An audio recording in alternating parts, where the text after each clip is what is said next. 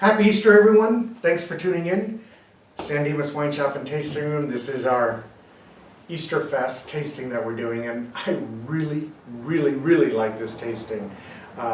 Cooper picked the wines for this week, and I think he did an amazing job.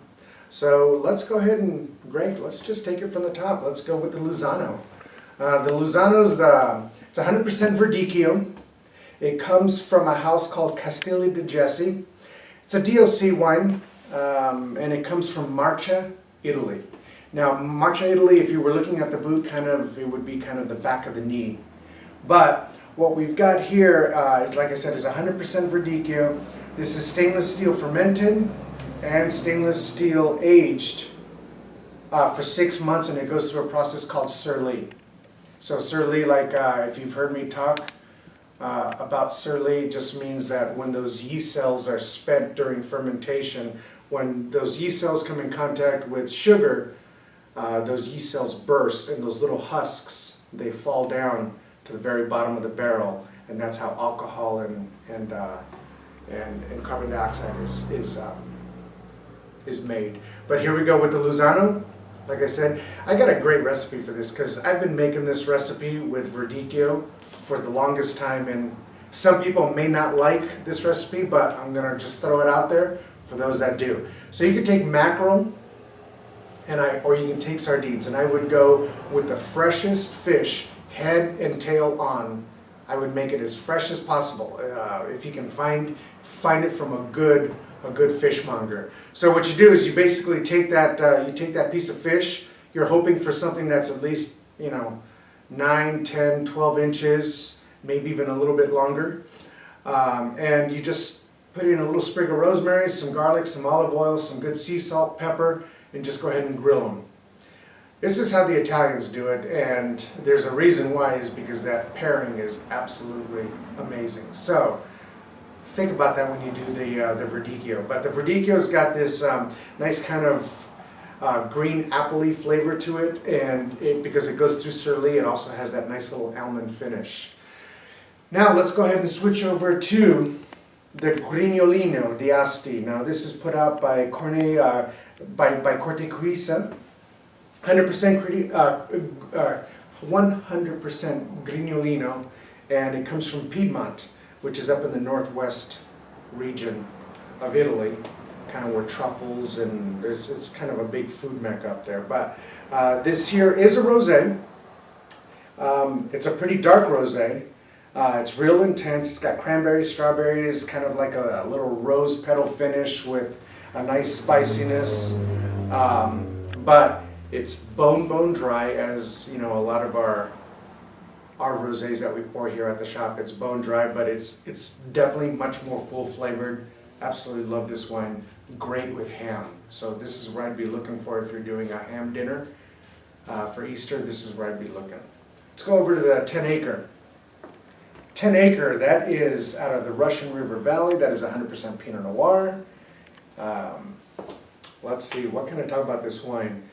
It goes through French oak, and it's 1/3, 1/3, and 1/3 of first year oak or brand new oak, second year oak, and third year oak. So they do it in a third like that. The reason being is because you're extracting different flavors, different levels of caramelization, and even different levels of smokiness. But that is, like I said, the 2012 Russian River Valley Pinot Noir. Big fan of this. I tasted this for the first time probably maybe about a month ago, and I really liked it. Now let's go ahead and head over to the domain. This is the Lenon Violet, which basically means the dwarf violet. And if you look at these vines were planted in the 1950s, and they're all head trained. They're approaching 70-year-old vines. They're short, stumpy vines of Grenache. It's 100% Grenache, and it comes from the south of France in the Languedoc-Roussillon area is where this comes from.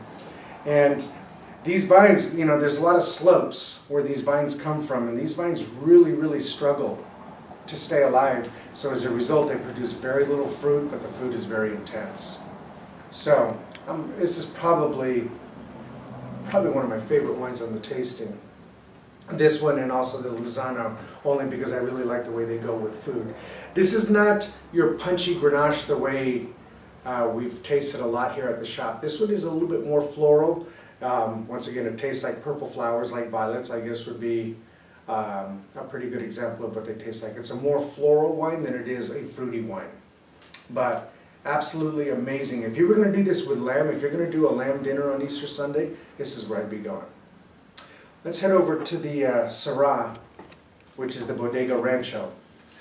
This comes from the Vivio Vineyard in Bennett Valley, which Bennett Valley, if you're not familiar with the area, it's just east of Santa Rosa and Sebastopol.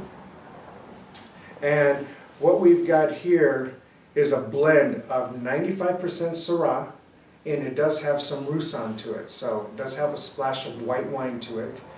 And real nice, deep, spicy, kind of reminds me of bacon is what it reminds me of. Here's another great lamb wine if you wanted to kind of go more towards a smoky, meaty flavored wine. This would definitely be where you want to go.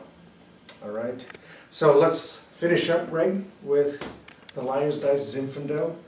This here is put out by Murphy's Good. I've always liked what Murphy Good does. I think they put out a lot of good wines. They put out a Fumé Blanc, which of course you can find almost anywhere, but it's about as good as a Fumé Blanc as you're going to get. They put out a couple of Zinfandels. We've carried their Cabernet Sauvignon before, but this is their Liar's Dice.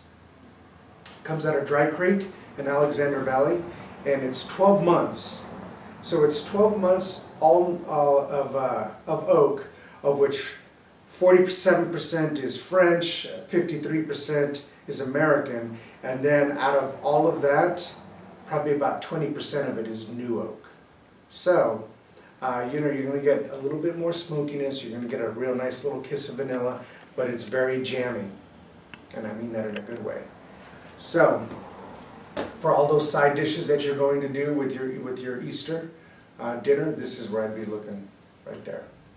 So folks, thank you so much for tuning in. I really appreciate it. My name is Dylan, the sommelier here at the shop, and happy Easter. We look forward to seeing you soon. Cheers.